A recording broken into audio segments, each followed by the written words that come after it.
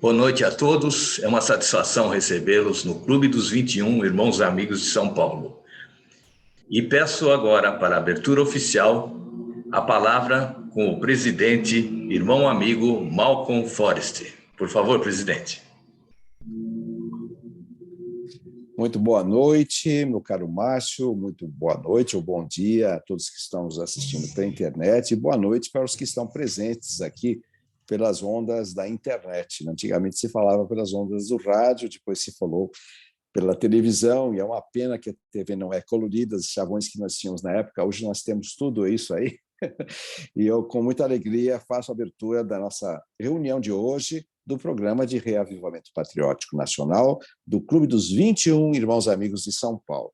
E agora, atendendo à curiosidade do meu amigo embaixador Sinésio, que é o nosso convidado de honra hoje, estamos ansiosos por ouvi-lo. Aqui está o objeto, o apetrecho importante. Essa é a sineta que representa o jumentinho, o nosso clube. E o jumento é um animal fantástico, porque, principalmente, ele carrega Jesus Cristo na entrada triunfal de Jerusalém, né? Ontem nós tivemos a celebração de Ramos, e é aquele momento em que ele entra gloriosamente para a sua paixão, para os passos finais da salvação imediata, né?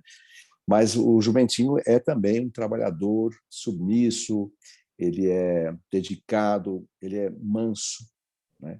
E isso representa um pouco, pelo menos, se não bastante, da alma que o nosso clube tem desde 1949. Né? O Clube dos 21 Irmãos Amigos se dedica à união das pessoas, à união dos brasileiros, à união dos estados, intercâmbio entre os estados, a nossa cultura, a nossa memória, enfim, um pouquinho do que somos.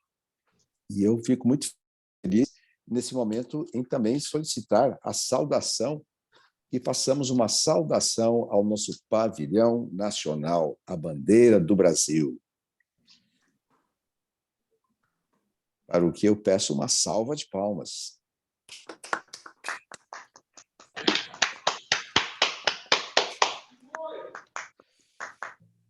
Viva o nosso Brasil! Viva! Agora, uma breve explicação do programa de reavivamento patriótico nacional, um programa que já tem 20 meses de existência, e o meu querido Adolfo Savelli, ele contabiliza muito bem todos esses momentos, os lances e as grandes personalidades, os grandes nomes, amigos e almas dedicadas à cultura e ao nosso patriotismo. Então, esse programa foi criado na minha gestão aqui no Clube dos 21 Irmãos Amigos, porque eu sentia a necessidade de ter esse revival, como se diz em inglês. Eu descobri que a palavra em inglês é revival.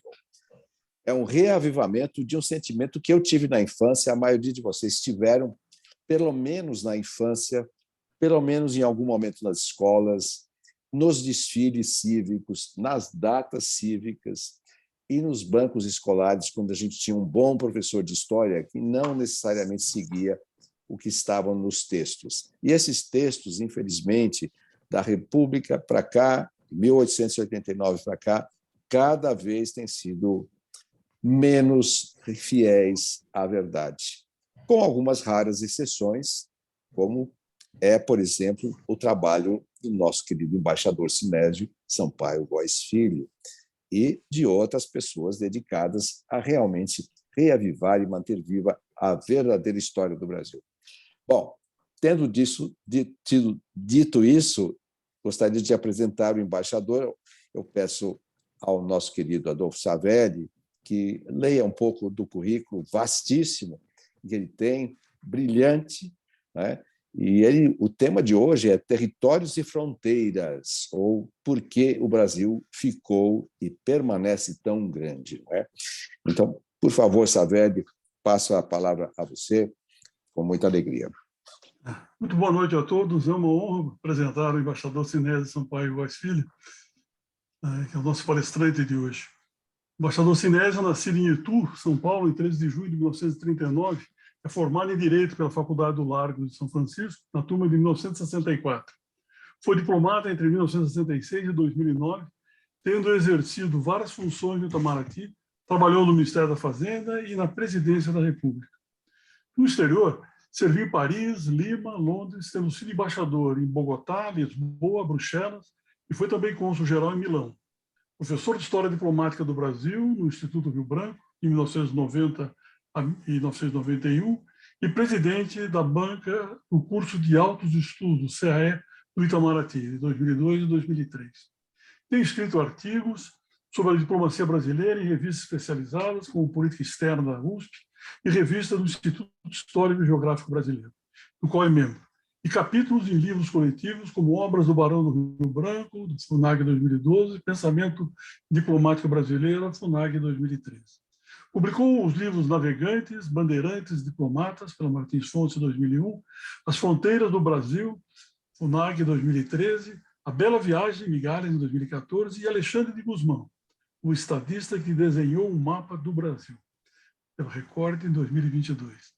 O embaixador Sinésio possui diversas condecorações estrangeiras e do Brasil, entre as quais as Gran Cruzes da Ordem do Rio Branco, da Marinha, do Exército e da Aeronáutica. É membro da Academia Paulista de Letras e da Academia de História de Portugal. Com vocês, nosso ilustre embaixador Sinésio, que vai nos encantar com suas palavras hoje. Obrigado. Boa noite a todos. Muito obrigado pela beleza das palavras iniciais. É um prazer para mim estar aqui entre amigos. Eu acho que eu já participei 3 vezes, eu acho, das reuniões presenciais do clube, 2 como convidado e uma como palestrante. Eu falei sobre Alexandre de Gusmão, que era um livro que eu estava fazendo na época e que foi publicado recentemente e tem tido até algum sucesso de venda. Em 7 meses, já está na 4ª edição. Como ele foi vetado pelo Itamaraty, isso deu uma certa notoriedade a ele. Então, eu devo muito ao ministro Ernesto de Carvalho, que, por um prefácio do Rubens Recupero, que ele não gostava, de quem ele não gostava, não publicou esse livro, que tinha sido encomendado pelo Itamaraty. Mas o que eu vou falar hoje é uma revisão que eu fiz dessa história da formação das fronteiras do Brasil, né, que é um aspecto positivo da história do Brasil, né? Há aspectos negativos, mas esse é um aspecto bem positivo, né? É um trabalho que também foi encomendado pelo Itamaraty, pelo embaixador Gelson Fonseca, que tem uma função na FUNAG, e será para festejar os 30 anos da FUNAG. Está se fazendo um livro só escrito por diplomatas, historiadores, ou que deram alguma contribuição à história diplomática. E eu vou fazer um capítulo que está mais ou menos pronto, é sobre isso que eu vou falar, né?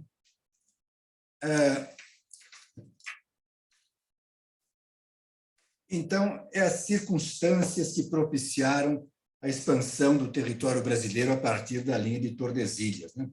Metade da América do Sul, uma das maiores fronteiras terrestres e fluviais do mundo, de 16.886 quilômetros, vizinho de 10 países, né? Só o Chile e o Equador que não são vizinhos do Brasil, né? O que eu vou dizer agora já está sobretudo nos Navegantes, Bandeirantes e Diplomatas, um livro que a primeira versão completa dele é de 99, a última foi publicada agora. Um jovem editor fez a 6ª versão, fez um livro muito bonito, com mapas que ele colocou, mapas históricos, e, enfim, eu espero que ele, como é a primeira atividade comercial desse novo editor, espero que ele tenha algum sucesso, mas estou um pouco preocupado. O livro é capa dura, grande, depois que eu vi o preço do livro, que é R$ 170. Enfim, vamos ver se o nosso editor consegue sobreviver nesse período que as livrarias estão com dificuldade, né? E eu trago alguma coisa nova nessa visão que eu tenho agora, depois de tanta leitura, da formação das fronteiras do Brasil, né? Nesse estudo novo, eu falo ainda dos 3 personagens que eu considero básicos para a formação das fronteiras do Brasil: o Alexandre de Gusmão na colônia, um diplomata que chama Duarte da Ponte Ribeiro, no fim da vida ele virou barão da Ponte Ribeiro, que acompanhou praticamente todas as negociações de fronteiras do Império, né? Ele viveu quase 80 anos, uma coisa que não era comum no Império. A gente vê os políticos assim importantes, todos morreram com 50 e poucos anos. E o Duarte da Ponte Ribeiro começou a ver, o pai dele veio com o D. João VI, era um médico, um dos médicos da frota, né? E ele viveu até quase 1880. Rio Branco. Mas nesse meu estudo também, que eu vou falar en passant para os senhores, para as senhoras aqui, eu falo também, eu achei que era necessário dar oportunidade aos demarcadores, aos grandes demarcadores, porque eles tiveram um papel na formação das fronteiras do Brasil, né? Eu escolhi um que foi um governador de Mato Grosso durante 20 anos, que é o Luiz de Albuquerque Melo Pereira e Cáceres. Esse é o nome da cidade que tem em Mato Grosso, né? E que foi um demarcador muito importante, que nós demarcamos bem, e assim o Brasil ganhou, de maneira honesta, um pouco mais território, né? Como são muitos acordos, eu escolhi, para falar aos amigos aqui, primeiro eu dividi em 3 partes: tempos coloniais, a parte do Império e o arremate republicano que veio com o Barão do Rio Branco, né? São muitos acordos. Eu não vou me deter sobre eles, mas vou só mencionar para que todos nós tenhamos uma base factual, né? É bom também a gente lembrar um pouco o mapa do Brasil. Eu tenho aqui, estou vendo, os vizinhos do Brasil, né? As Guianas, a Venezuela, a Colômbia, Peru, Bolívia, Paraguai, Argentina, para ter na cabeça um pouco. Nesse meu trabalho, eu estou ainda pensando, para não alongar muito, se vou colocar mapas ou não, mapas esquemáticos, que em geral ajudam muito a compreensão, mas eu ainda não tenho esses mapas, né? Bom, tempos coloniais, né? Tudo começou com o Tratado de Tordesilhas, o tal Tratado Indemarcável de 1494, né? O meridiano das 370 léguas. Esse meridiano foi logo no começo, logo no primeiro século, já foi desrespeitado, né? Pelos bandeirantes de São Paulo. O movimento bandeirante começou no final do século XVI, né? E nos 600, que é o século XVII, então, entrou pelo que hoje é o território brasileiro, né? Nesse trabalho, eu destaco assim 2 viagens excepcionais e um fato feito pelo governo. As viagens excepcionais, a gente pode chamar tudo de bandeiras, como o Capistrano de Abreu faz, né? A primeira é do Pedro Teixeira, né? 1637. Ele vai praticamente de Belém, não era exatamente Belém, mas nas proximidades, até Quito. No final, ele sobe por pouca gente, deixa a maior parte da armada dele, 2.000 pessoas, quase 50 canoas, na foz do rio Aquarico,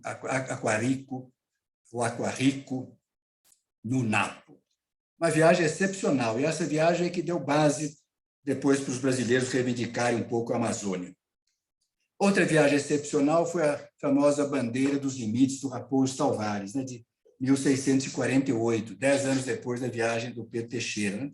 Saindo de São Paulo, parando muito na região da União das Bacias, no Mato Grosso do Sul, onde os rios quase se encontram, de maneira que você, se quiser, pode ir de barco, de canoa, de Buenos Aires até Belém, né? Vários rios. Ele fez praticamente essa viagem, né? Depois de parar bastante tempo a bandeira dele no sul de Mato Grosso, ele entrou num barco também pelo rio Guaporé, Mamoré, Beni, Solimões, acabou chegando em Belém. Uma viagem excepcional, né? O padre Vieira, que estava em Belém nessa época e que não gostava, é conhecida a rivalidade entre os jesuítas e os bandeirantes, né? Ele considera uma das grandes viagens proezas da história da humanidade. Né? Ele não fala em humanidade, mas ele classifica muito positivamente como proeza sair de São Paulo e 2 anos depois chegar a Belém nessas circunstâncias do Raposo Tavares. Né? O terceiro fato, para mostrar essa ultrapassagem da linha de Tordesilhas, é a fundação de Colônia do Sacramento, bem em frente a Buenos Aires, onde hoje a cidade de Colônia, no Uruguai. Viagem do Pedro Teixeira, viagem do Raposo Tavares e fundação de Colônia. As duas viagens são coisas quase que proezas individuais ou de grupos. A fundação de Colônia era uma decisão do governo português, executada pelo governador do Rio de Janeiro. Né? Assim, chegou-se ao século XVIII, que é o século do descobrimento do ouro em Minas Gerais, ouro em Mato Grosso, ouro em Goiás. Eu não sei. Ai, tá ótimo. Ai, meu Deus. Tira do ouvido, tira do ouvido. Então, nessa época do ouro, né? O Brasil, no século XVIII, na primeira metade, 1700, 1750, revelou-se uma colônia rica. No começo não era. Depois tinha cana-de-açúcar, mas para Portugal, obviamente, que as Índias, o Oriente, era muito mais importante. Nessa época, o século XVIII, Portugal já tinha perdido praticamente tudo no Oriente. O que conservou foi enclaves, Goa, alguma coisa na África, mas o básico, o mais importante, tinha sido perdido para a Holanda no início e depois para a Inglaterra. Né? Então, no século XVIII, o Brasil virou uma colônia muito importante, muito rica, praticamente com a mesma população de Portugal, mas sem fronteira nenhuma.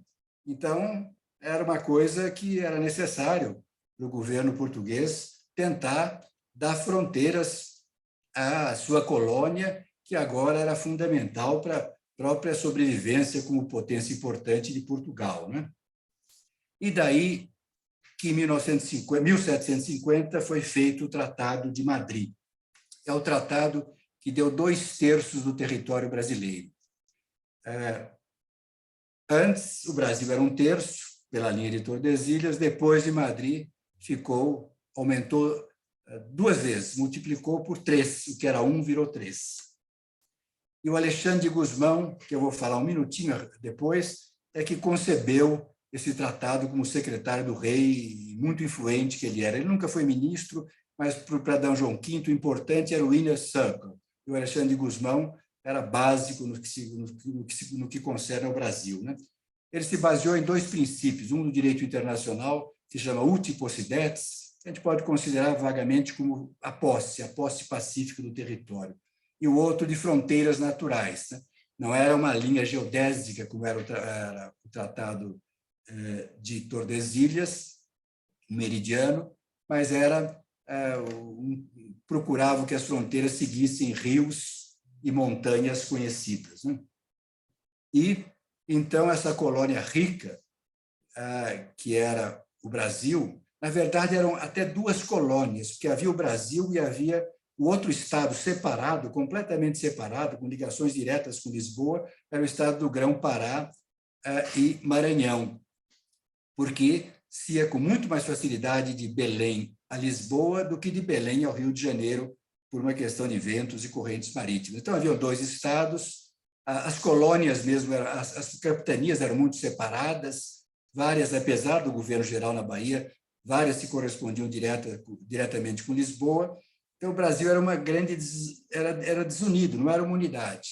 Os ingleses chamavam The Brazils, porque eram várias colônias portuguesas por aqui. Né? E o Tratado de Madrid é um ponto que eu tenho frisado e que eu nunca vi escrito em livros. Não quero ser original, porque nunca há originalidade. Sempre a gente vai copiando um de outro, estudando, mas o fato é que eu não vi falar da contribuição do Tratado de Madrid para a unidade nacional. Foi a primeira vez que o Brasil se uniu. No mapa da negociação, que é o mapa das Cortes, está em linha vermelha até, abrangendo todo o Brasil, todas as capitanias e também o estado do Grão-Pará e do Maranhão. Pela primeira vez, a unidade, de certa forma, se fez. Eu não quero...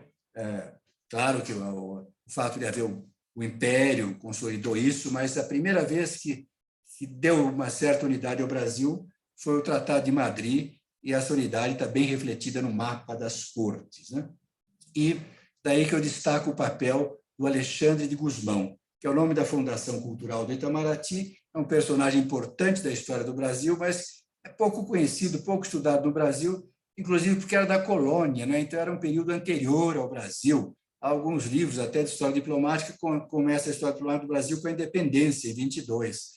Mas, no caso do Brasil, é preciso começar a história diplomática em 1750, porque o Tratado de Madrid é básico, né? E o livro, o Rubens Recupero fez um livro importante sobre isso, sobre a história diplomática do Brasil, e ele começa exatamente em 1750 com o Tratado de Madrid, feito basicamente por Alexandre de Gusmão, né? O Tratado de Madrid foi logo anulado sobretudo por causa da Guerra Guaranítica, né? A resistência dos jesuítas e dos indígenas, dos 7 povos, e abandonar aquela região, porque no Tratado de Madrid os espanhóis concordaram com ficar brasileiro que o Brasil tinha invadido ou penetrado, né? Porque também o Alexandre de Gusmão argumentava que os espanhóis tinham feito o mesmo com as Filipinas, que seria portuguesa pela complementação do Tratado de Madrid, que era o Tratado de Saragossa. Então, era uma espécie de troca. Os espanhóis concordaram porque no Oriente também eles é que tinham invadido. Mas houve, além disso, uma outra troca adicional, que foi o elemento mais discutido para negociar o tratado, que era a troca de colônia, que era fundamental para os espanhóis, foi identificado, o Alexandre Gusmão identificou um terreno que ele achou que era muito útil ao Brasil, que é a metade oeste do Rio Grande do Sul, onde haviam os 7 povos das missões de jesuítas espanhóis. Esses 7 povos resistiram um pouco, era um local, até hoje tem igrejas, 30 mil pessoas, casas, e iam dar os 7 povos, os indígenas e os jesuítas, pensavam para os inimigos dos jesuítas, que era a nação dos bandeirantes, né? E realmente não foi fácil. E esse tratado foi anulado pelo Tratado de Santo Ildefonso, né? Mas é outra coisa também, fala-se nos livros de história diplomática, foi anulado, mas, na verdade, foi anulado só no sul, nessa região dos 7 povos e de colônia, que continuava, porque não no resto do Brasil, porque no período do Marquês de Pombal, que sucedeu Alexandre de Gusmão como ministro de importância do outro rei, que era Dom João V, tinha morrido, assumiu Dom José, o Marquês de Pombal. Alexandre de Gusmão caiu em desgraça. Logo depois ele morreu. Como o Pombal também caiu em desgraça quando o rei dele morreu, e Dona Maria assumiu. Mas, porque o Pombal, na época do Pombal, é que se construíram as grandes fortalezas do Brasil, né? Já havia algumas, mas elas foram ou reconstruídas ou construídas de novo, né? Eu já fiz até um trabalho sobre uma fortaleza muito impressionante, que é o Forte de Príncipe da Beira, em Rondônia, hoje, né? Uma coisa enorme, no meio da floresta. Hoje é difícil o acesso. Imagine, houve pedras que vieram de Portugal, né? E foi feita por esse nome que eu quis destacar também, pelo governador Luiz Albuquerque Melo Pereira e Cáceres, né? Ele apresentou o projeto, o Marquês de Pombal, uma fortaleza imensa. Quando chegou em Portugal, levava 3 anos para a comunicação de Vila Bela, primeira capital de Mato Grosso, ida e volta de Lisboa. Então, 3 anos para ir e para voltar. Ele pediu autorização para construir a fortaleza, Forte Príncipe da Beira. Quando veio a resposta, o Pombal pediu para ele diminuir muito. Era enorme. E ele já tinha construído 80%, né? Então, um governador ousado, e colocou no portal que até hoje está lá, né? É serviço de Portugal e tem que ser feito, né? E é uma fortaleza, não sei se algum dos senhores conhece, mas, enfim, se o Brasil tivesse um turismo cultural, era um lugar que valia a pena ser visto, porque é uma coisa impressionante no meio da floresta. Hoje tem uma unidade do Exército ali, como em outros fortes nacionais. Estou falando do Forte do Príncipe da Beira, na beira do rio Guaporé, construído por esse governador que assegurou que a união das bacias prata e amazônica ficasse brasileira. Nos tratados coloniais não estava muito claro, falava de rios, mas foi ele que assegurou na demarcação, porque os espanhóis estavam menos atentos que os portugueses na formação das fronteiras oeste e norte do Brasil. O interesse deles estava no sul, no Rio da Prata. Menos atento por quê?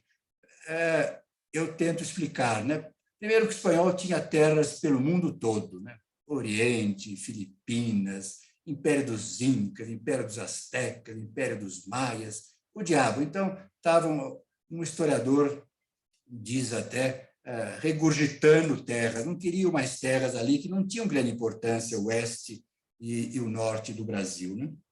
Então, os portugueses foram mais atentos, né? E na Amazônia, eles consideraram, tinha mais de 60 missões religiosas, sobretudo jesuíticas, né?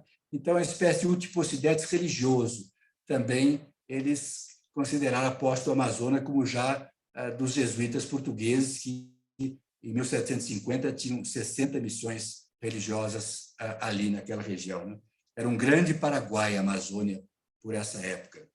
Antes da expulsão dos jesuítas, logo depois, pelo Marquês de Pombal. Bom, então, final da colônia. Final da colônia, houve um fato muito importante, que foi a invasão, numa guerra entre Portugal e Espanha. Entre eles, houve dezenas de guerras, né? Em 1801, houve uma outra guerra, que se chamava Guerra das Laranjas. E tropas quase que particulares do Rio Grande do Sul, alguns estancieiros, acabaram invadindo os Sete Povos, que tinha voltado à mão da Espanha, como colônia ainda estava nas mãos de Portugal. A troca foi desfeita pelo Tratado de El Pardo, né? Eu disse que só valeu ali para o sul, porque para o norte continua a mesma coisa, como se não houvesse o tratado que desfez o Tratado de Madrid. Mas invadiram os Sete Povos, e até hoje, depois de 1000 vicissitudes, nunca saímos de lá. Metade do Rio Grande do Sul é missioneiro. O Getúlio seria espanhol, ele nasceu em São Borja, porque São Borja era uma das missões jesuíticas espanholas, né? Então, houve esse Ultiposidetes, é o que possuía, mas o Brasil não possuía os Sete Povos, que era da Espanha, e possuía colônia. Além do Ultiposidetes, houve essa troca no Tratado de Madrid. Mas quando o rei D. João VI chegou aqui, havia essa mancha colonial, havia muita demarcação, essas campanhas demarcatórias, é uma coisa pouco conhecida no Brasil, mas foram enormes, assim, milhares de pessoas, e elas que contribuíram muito para que se conhecesse a Amazônia, se conhecesse o Oeste, né? Porque o Brasil era penetrado em alguns locais, o resto não era conhecido. Bom, até hoje, o pico culminante do Brasil na fronteira com a Venezuela só foi descoberto em 1964. Pico das bandeiras se falava antigamente. O pico culminante hoje é o pico da neblina, e foi descoberto em 1964. Então, Dom João VI já encontrou essa invasão dos Sete Povos, né? E ele declarou guerra à França, tomou a Guiana Francesa e tomou o Uruguai também, né? Então, quando o Império começou, o Império tinha a Guiana Francesa e tinha o Uruguai. O Uruguai ficou independente do Brasil, não foi da Espanha, não, foi do Brasil. Era a nossa província cisplatina. A província cisplatina teve deputados nas cortes de Coimbra, na Assembleia Nacional de Coimbra, com a Revolução do Porto, de 1820, e teve deputados aqui na primeira Assembleia nossa legislativa, já com D. Pedro I.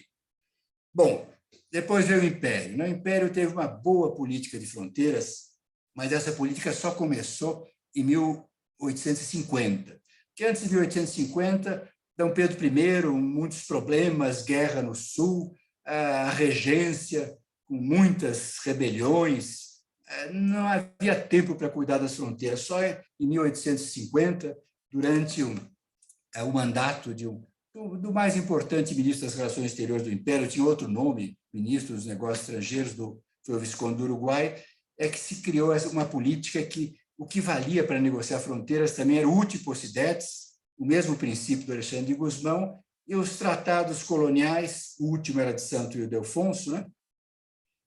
Que valiam onde não houvesse uti possidetis. Eu me esqueci de dizer que depois do Tratado de Madrid, anulado pelo Tratado de El Pardo, Madrid foi restabelecido pelo Tratado de Santo Ildefonso, à exceção do Sul.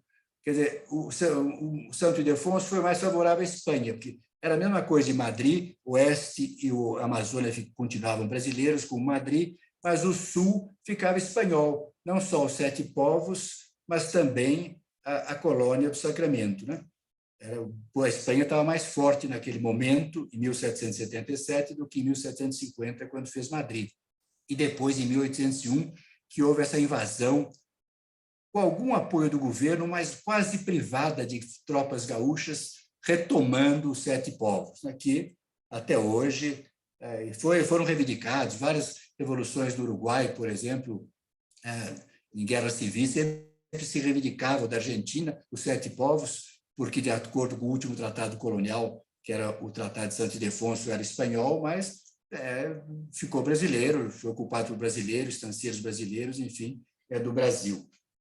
O Império teve essa política, e o Duarte da Ponte Ribeiro foi o primeiro que propôs ao governo imperial para adotar de novo o uti possidetis, e assim nós fizemos acordos com vários países, né? São acordos muito bem feitos. Na época do Império, as melhores cabeças do Império estiveram nas relações exteriores, participaram da política exterior, e o próprio Dom Pedro cuidava muito disso, né? O Conselho de Estado também, as atas do Conselho de Estado são um documento fundamental sobre a formação das fronteiras do Brasil, né? Então, assim, a gente fez acordos que eram benéficos ao Brasil, né? Por esse uti possidetis. Por exemplo, a fronteira com o Peru, não havia o Peru, era a colônia espanhola, mas quando houve, era o Amazonas, depois o rio Japurá. Então, era um V. Quando nós fizemos o acordo com o Peru em 1850, nós, como tínhamos Tabatinga, que era um lugar brasileiro, já fizemos uma geodésica que ia de Tabatinga para cima. Então, nós ganhamos um território bem grande ali, né? Um triângulo, para dar uma ideia para os senhores, era mais da metade do Acre. Com a Venezuela e com a Colômbia também, foi muito difícil de fazer. Houve demarcações durante anos, e daí durante anos também de negociação, que era uma região muito desconhecida. Os tratados eram muito vagos ali, diziam por uma cordilheira que está entre o Orinoco e o Amazonas. Mas não é uma cordilheira, são muitas montanhas, então é complicado ali. Os livros hoje da Venezuela e da Colômbia sempre dão que perdeu terra para o Brasil nas negociações entre o Brasil e a Venezuela, entre o Brasil e a Colômbia. Mas não é verdade. Eu acho que onde tinha, pelo Tratado de Santo Ildefonso, de último Tratado de 77, que é o de Santo Ildefonso, falava que ia pelo topo das montanhas entre os 2 rios, não é um topo só, como eu disse, mas também falava que ia preservar as populações espanholas para esses países e as populações portuguesas para o Brasil. Isso foi mais ou menos feito, né? E com a Bolívia também, tivemos um tratado em 1867, que eu vou só falar en passant. Nesse tratado também nós ganhamos terras, porque, pela questão do uti possidetis, havia uma cidadezinha, um lugarejo brasileiro chamado Vila Bela. Não é Vila Bela do Mato Grosso, é outra Vila Bela mais em cima, mais ao norte. Então, nós trouxemos as fronteiras até ali, né? Pelos tratados coloniais, ela estava mais no alto. Foi outro lugar que o Brasil ganhou terras também, um território do tamanho do Acre. Mas ganhou terras por negociações e porque nós trocávamos também facilidades. Por exemplo, esses países da Amazônia, a gente trocava facilidades fluviais por território. Porque, pelos tratados coloniais, a navegação do rio Amazonas, por exemplo, era totalmente do Brasil. E o Brasil assegurava, por exemplo, que a Colômbia pudesse navegar pelo rio Amazonas, mas, em compensação, nós teríamos algumas facilidades em locais onde havia população brasileira. O Brasil foi sempre o país mais dinâmico, assim, do ponto de vista populacional, com relação à Espanha, no oeste e no norte do Brasil, né? E só uma fronteira nossa deu-se depois de uma guerra, foi a fronteira do Paraguai, né? E, mesmo assim, o Brasil foi moderado na sua reivindicação, né? Nós aceitamos uma reivindicação média, fronteira pelo Rio Apa e não pelo Rio Branco, como queriam os paraguaios.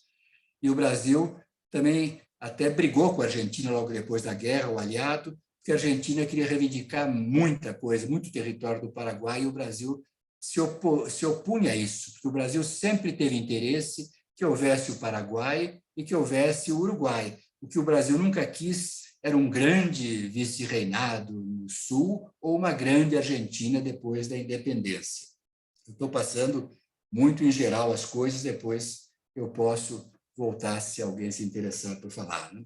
Bom, então o Império fez uma política muito boa, quer dizer, o Brasil conseguiu ter acordos bilaterais de limites com muitos países, mas sobrou alguma coisa da República, para a República, né? Daí que entra o Barão do Rio Branco, né? É curioso que ele era monarquista, barão do Império, mas foi a República que deu oportunidade para ele de revelar suas qualidades estadistas, né? Primeiro, quase que como jurista e historiador, porque ele foi defensor do Brasil em 3 questões de fronteiras que nós submetemos à arbitragem de outras pessoas, né? com a Guiana Francesa, com a Argentina e com a Guiana Inglesa. Com a Guiana Inglesa ele tinha ficado ministro, então ele passou ao outro grande nome da diplomacia de então, diplomacia da República, que também era um monarquista, que era o Joaquim Nabuco, né? Aliás, os dois, os monarquistas mais fortes, mais de raiz, nunca compreenderam bem a adesão tanto do Rio Branco como do Nabuco à República, né? Mas ambos conservaram pela vida fora uma grande admiração por Dom Pedro II, né? Mas serviram, e muito bem, o governo republicano, né? Então, houve esses arbitramentos, e depois, quando o Rio Branco assumiu, o grande problema era do Acre. Esse era o problema mais sério de fronteiras que o Brasil já teve, porque, para dizer em 1 minuto, era um local que nós reconhecíamos que era boliviano e tinha 60 mil brasileiros, praticamente nenhum boliviano lá. Então, como é que se ia resolver esse problema, né? E o Rio Branco, em menos de 1 ano, conseguiu resolver. Foi uma compra no território, uma troca com compra, bastante dinheiro para a época, uma estrada de ferro, saída para o Atlântico, uma negociação muito complexa que ele mesmo considera a mais difícil da vida dele, né? E depois ele acertou os problemas restantes, que foram com a Colômbia, com o Peru. O Peru reivindicava uma coisa do Tratado de Madrid, e acabou ficando com 2 trechinhos do Acre, diminuiu um pouco o Acre, mas acabamos fazendo esse acordo com o Peru e com a Colômbia, que foram os 2 últimos, fechamos as fronteiras do Brasil. O Brasil é o único país que tem as fronteiras totalmente fechadas, não tem problema de fronteira desde a morte do Rio Branco. Eu quero só...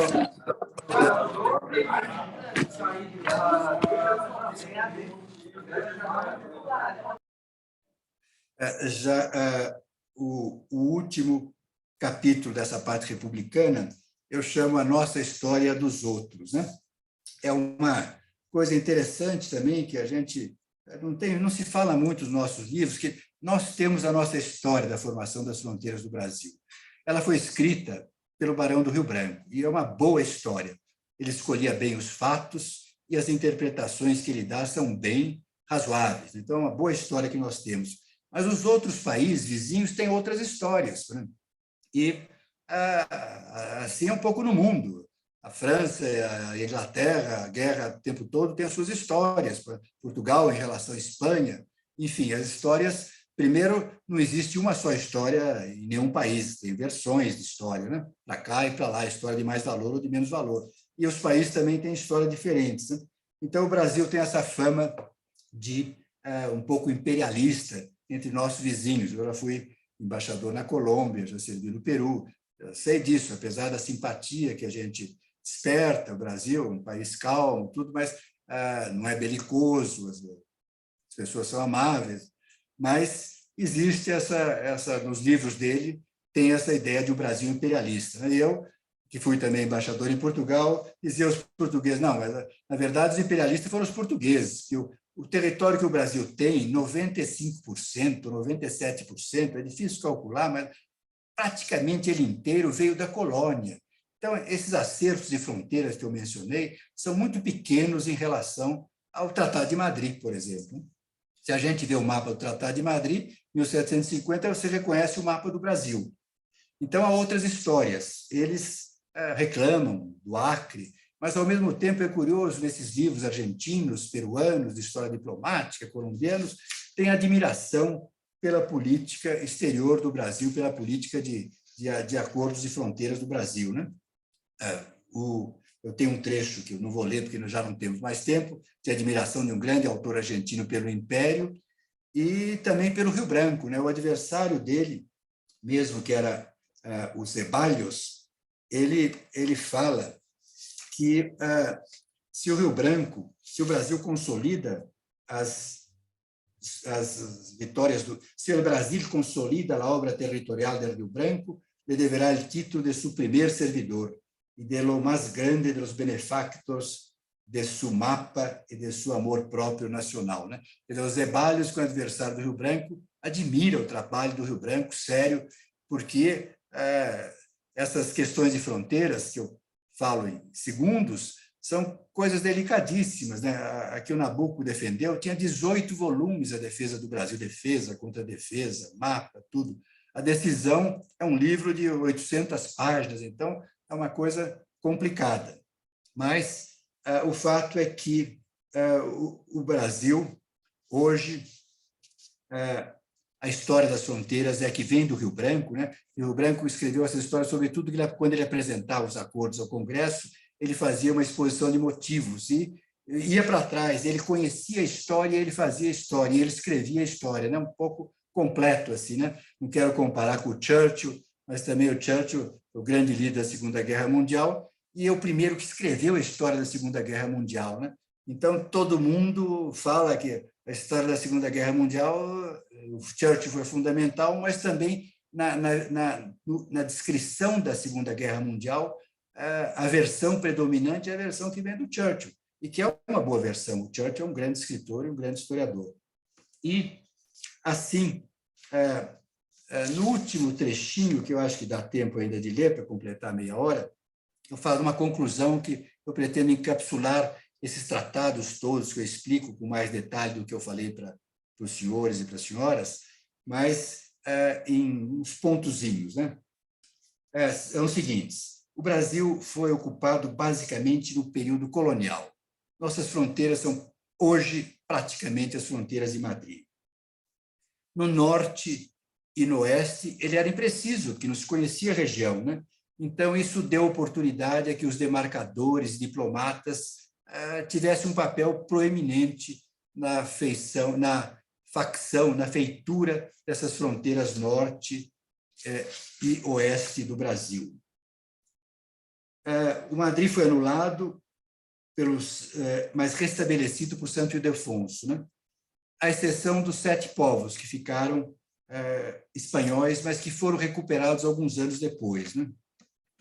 E alguns demarcadores, eu já falei, dos tratados, foram muito ativos em assegurar para o Brasil uma porção do território que estava na dúvida, o tratado não era tão claro. Né? Eu destaquei o papel do governador Cáceres, né? Governador e demarcador, que ele tinha essa função de demarcar, da União das Bacias. Os tratados coloniais falavam que eram os 2 rios, Paraguai e o Guaporé, a divisa. Ele assegurou que a União da Bacia ficasse brasileiro. Né? E eu tentei explicar por que a Espanha foi menos ativa do que Portugal, né? Porque o Tratado de Madrid, em alguns, tem um historiador paraguaio que ele fala lá, é a grande vergüenza da diplomacia espanhola. Né? Eles não compreendem por que a Espanha cedeu 2/3 do Brasil para os portugueses. Né? Não é assim. Foi negociação, que a Espanha estava interessada em Colônia do Sacramento. E Colônia do Sacramento para a Espanha não era essa cidadezinha uruguaia de hoje, era todo o Uruguai, era o controle do prata. Né? E a independência também, o que beneficiou o Brasil nessas negociações de fronteiras do Império?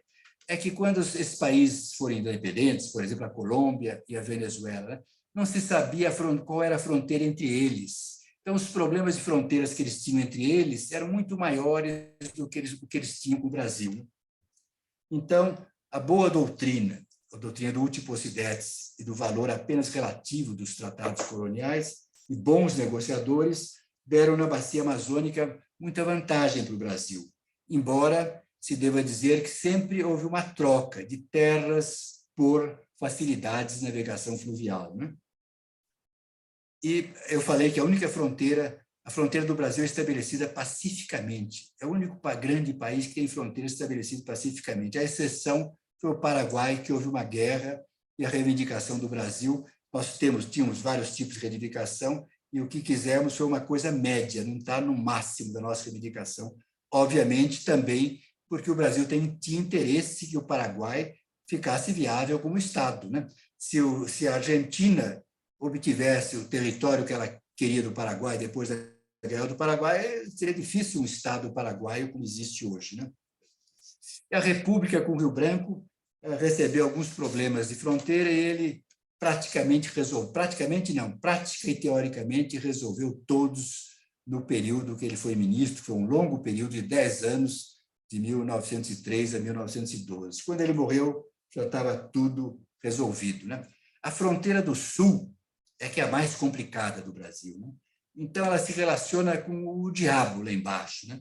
Com a colônia do Sacramento e com os 7 povos no período colonial, com a província cisplatina na época do Império e com o compartilhamento da Lagoa Mirim, do Rio Jaguarão, na época do Rio Branco.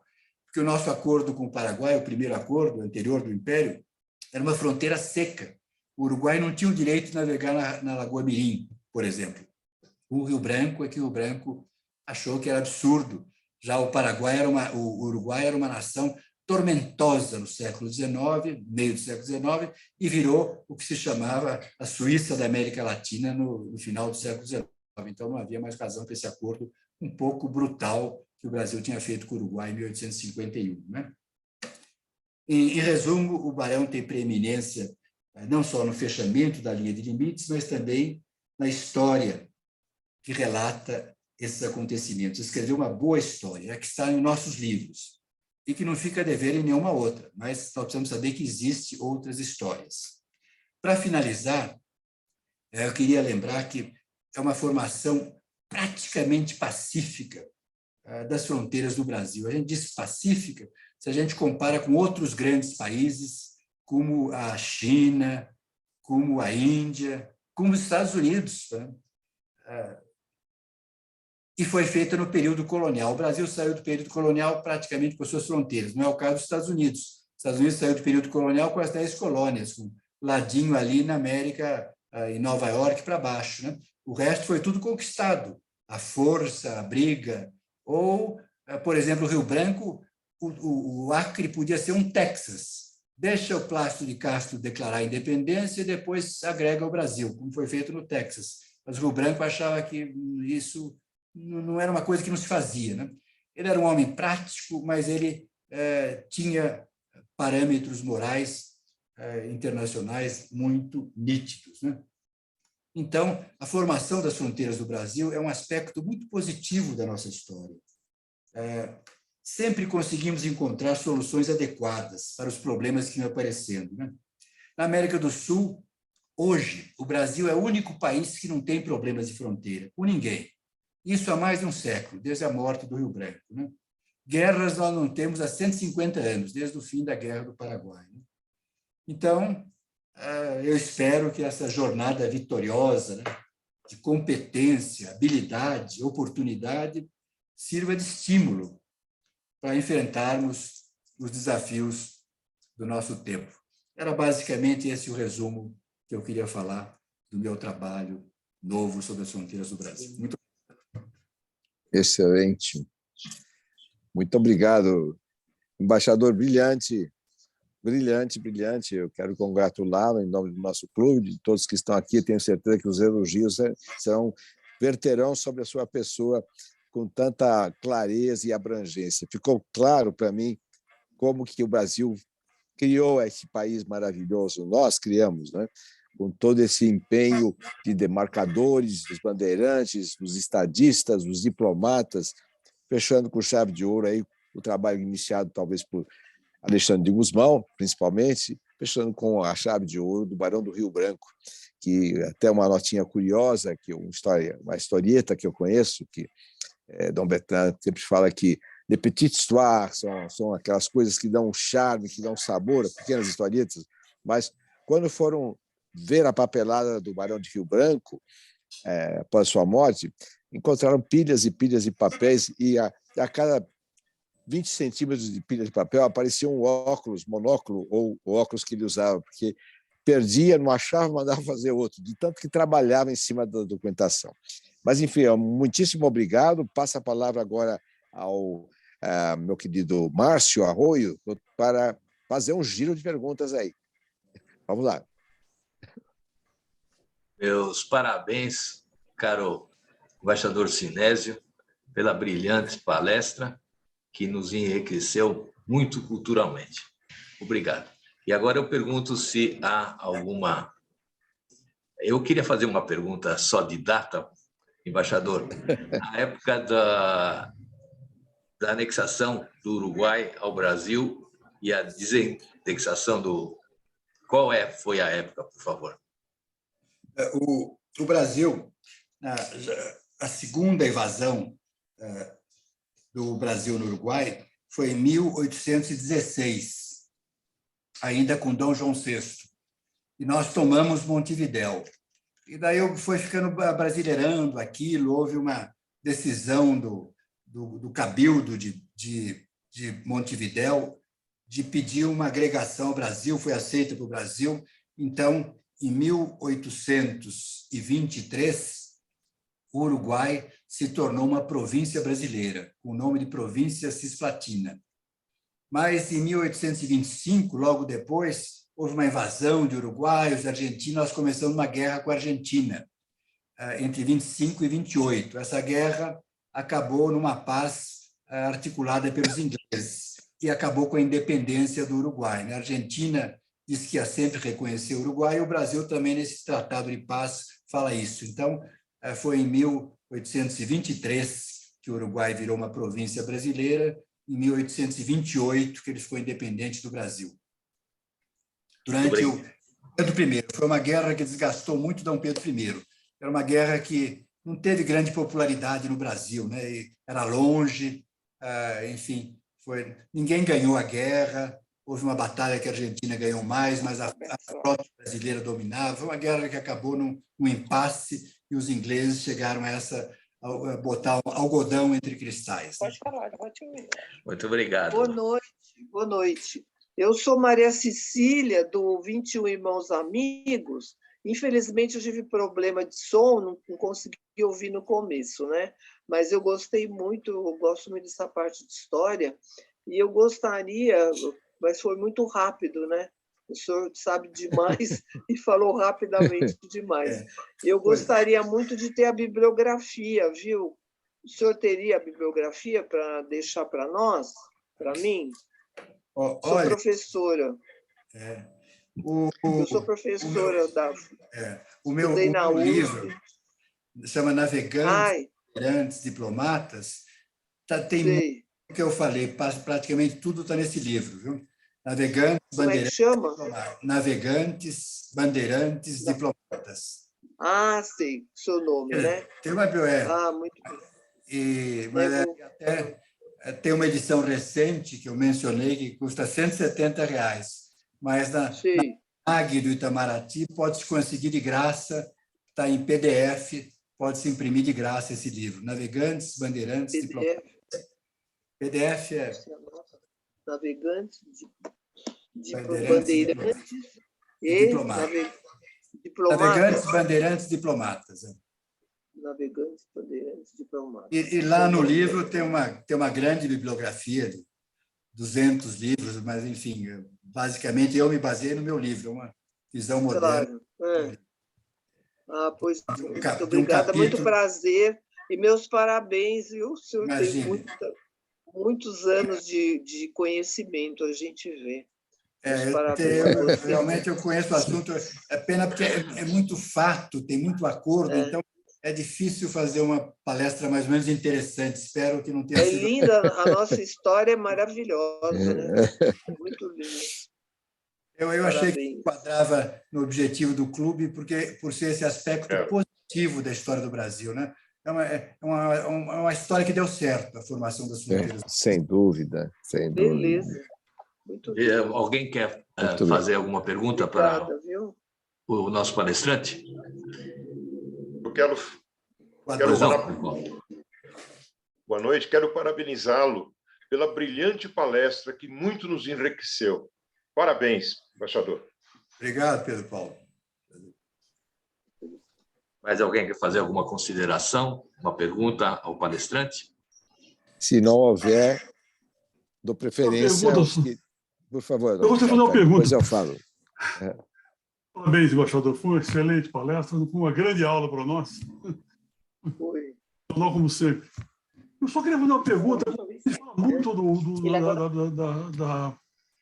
da guerra da Cisplatina, da perda do Uruguai, mas a gente não comenta muito o que aconteceu na Guiana Francesa, né? O que no fim aconteceu? Porque a Guiana Francesa nos pertencia, né? Na época do início início do João VI e antes da independência, nós perdemos a Guiana Francesa. Né? A Guiana Francesa, quando Dom João VI chegou no Brasil, a França tinha invadido Portugal, né? Das tropas do Junot, né? E então Portugal estava em guerra com a França. E aí invadiu a Guiana Francesa. Não foi difícil, com o apoio dos ingleses. Já havia uma pequena armada no começo do Império, ou antes do Império, e invadiram Caiena, tomaram Caiena, e durante uns 8, 10 anos a Guiana ficou praticamente um Estado brasileiro. Não chegou a mandar, porque não chegou à independência do Brasil. Foi antes da independência tudo isso, nesse período colonial. Então, João VI. Mas depois, com a queda de Napoleão, houve a paz com a França. E a França, nas negociações do Acordo de Viena, né, de 1815, depois que deu Napoleão, né, acertou que o Portugal iria devolver a Guiana Francesa. Nós concordamos com isso. É diferente a história de Uruguai, né? Foi uma coisa tomada e depois foi com a queda de Napoleão, com a paz da França, foi devolvida à França. Muito obrigado. Embaixador, se me permite, com a sua experiência, a visão tão larga dessa história nossa e mundial, né, geopolítica, qual a sua visão ou previsão do futuro geopolítico para o Brasil e para a América do Sul, vis-à-vis os gigantes Rússia, China, enfim, Estados Unidos não tanto, mas e também o mundo árabe, né, que é uma potência.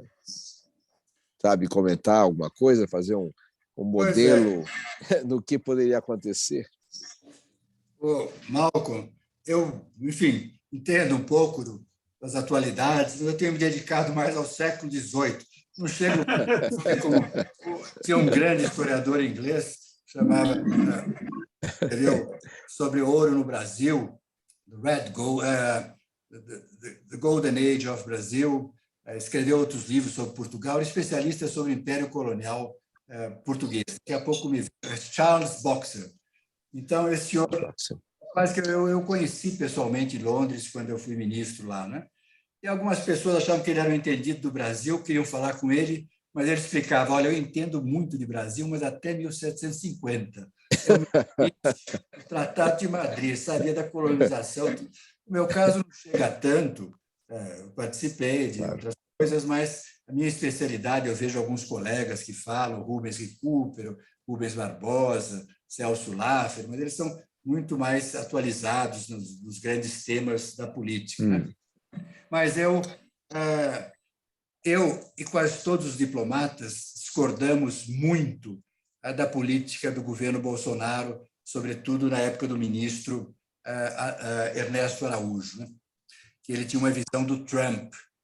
Ele achava que o Ocidente estava em decadência e que precisava valorizar a religião e precisava valorizar nossos valores, e a China estava dominando o mundo. E era uma visão um pouco estranha. Claro que outros, ele é um religioso de extrema-direita, muita afinidade com a TFP, por exemplo. A TFP falou várias vezes na Fundação Alexandre de Gusmão, do Itamaraty, havia essa ideia. Agora, isso mudou um pouco, né? Claro, pode mudar muito, porque o presidente é o mesmo, mas eu mesmo fui convidado para participar de uma coisa no Itamaraty, e eu tinha sido vetado pelo Itamaraty junto com o Rubens Recupero e outras pessoas, né?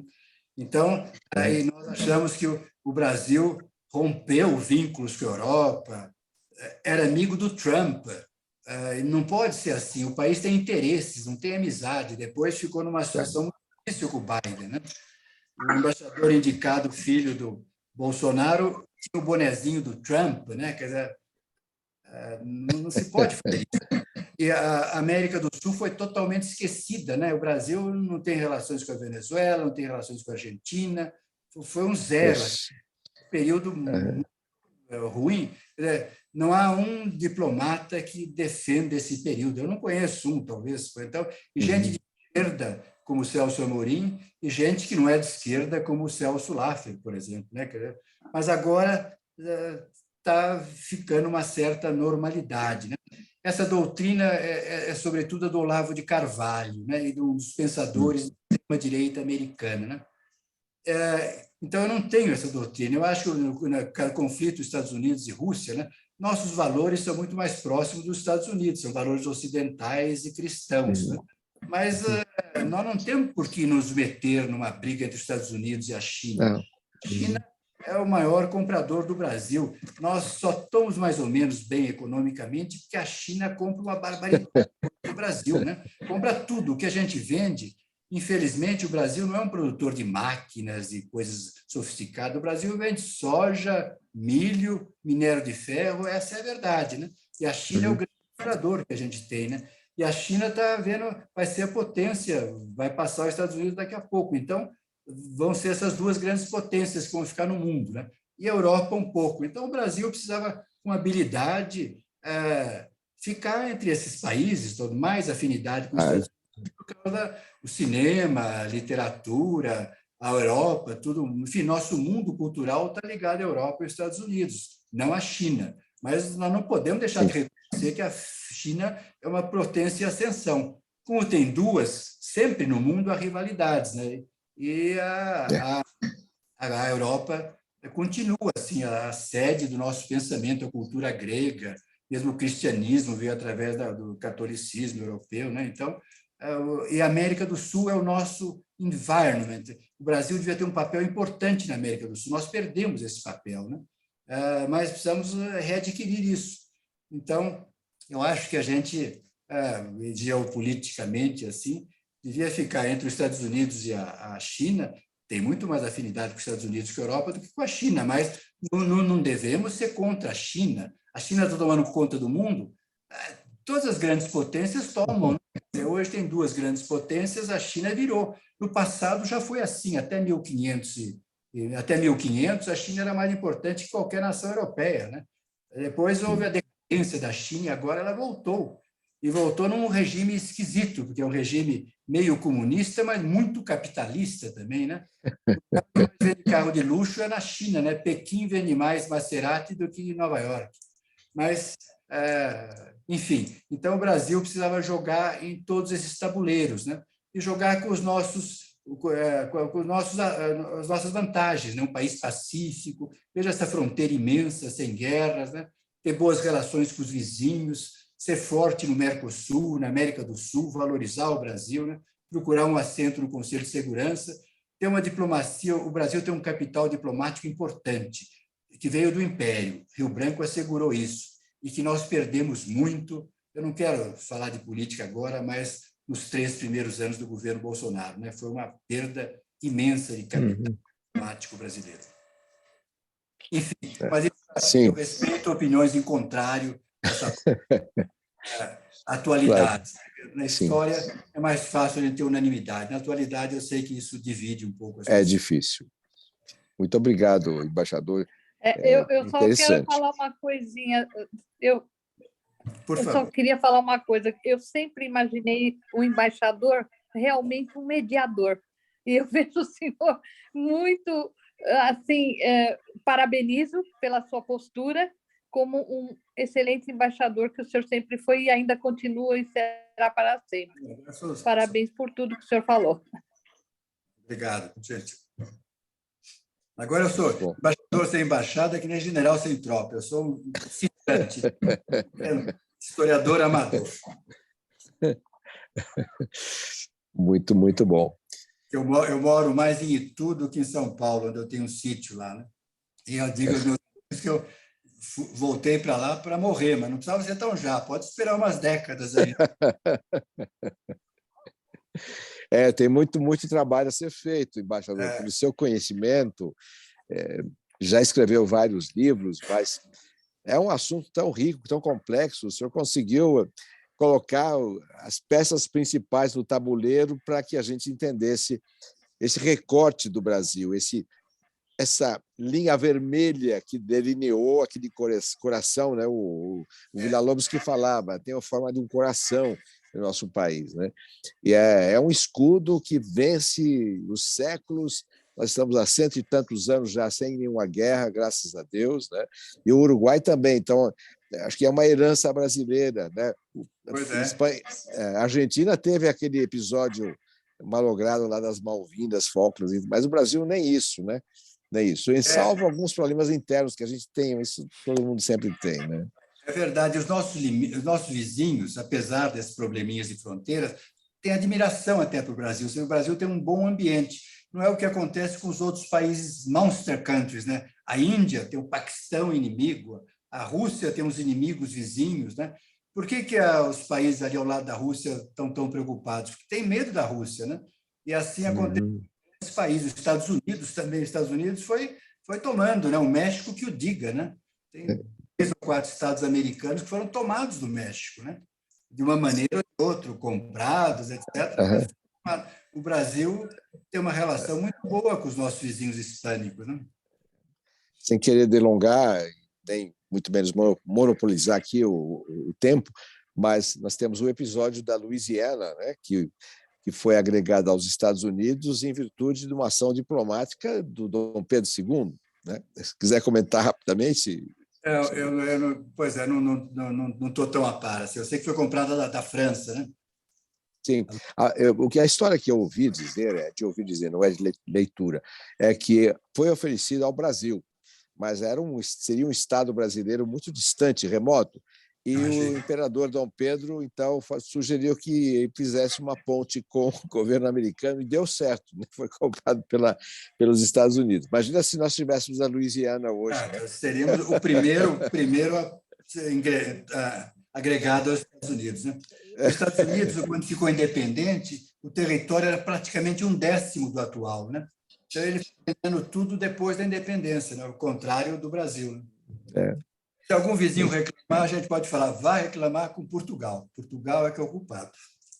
Tá bom. Excelente. Muito bem. Então, eu passo de novo a palavra para o nosso querido Márcio Arroio para as honras finais aqui, né? E ver se temos alguma pergunta a mais, com muito gosto, mas se não, podemos... Eu acho que está avançada a hora. Não tem mais perguntas a fazer. Parabenizar o embaixador Sinésio novamente e passo a palavra, então, presidente, para o encerramento da nossa reunião. Antes de encerrar, gostaria de ouvir algumas palavras do querido Savelli, agradecendo todos os diretores do clube, todos os membros e convidados que estão conosco hoje. Savelli, os próximos eventos que teremos, temos alguma coisa a anunciar hoje? Vou botar o microfone. O que nós estamos a anunciar hoje é que nós devemos voltar às nossas reuniões presenciais a partir do próximo mês.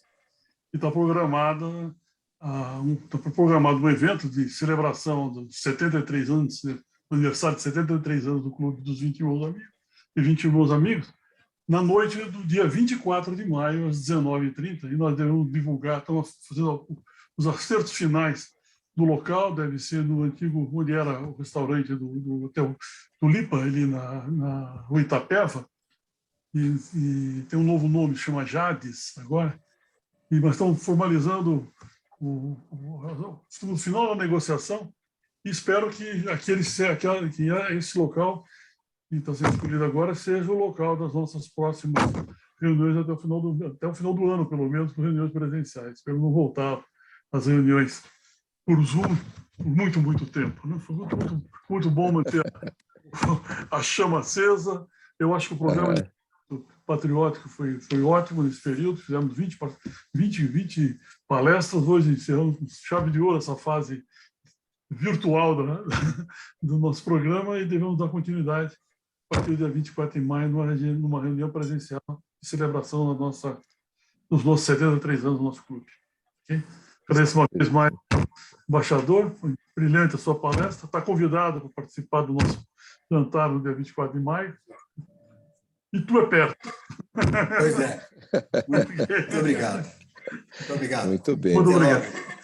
Então, muito obrigado embaixador, por essa brilhante apresentação que nos alegrou, nos fez relembrar muita coisa importante do Brasil e conhecer coisas novas também. E também lembrando a todos que nós teremos esta conferência na internet, no YouTube, no canal do Clube dos 21, e peço que acompanhem pela rede social e que venham novos membros, como recebemos hoje o novo membro, o Vitor Emanuel. Né? Então, com esse agradecimento e desejo que Deus abençoe a todos, eu vou encerrando aqui com a sineta. Essa é outra. Nosso jumentinho, do Clube dos 21 Irmãos Amigos. Muito obrigado e boa noite a todos. Boa noite.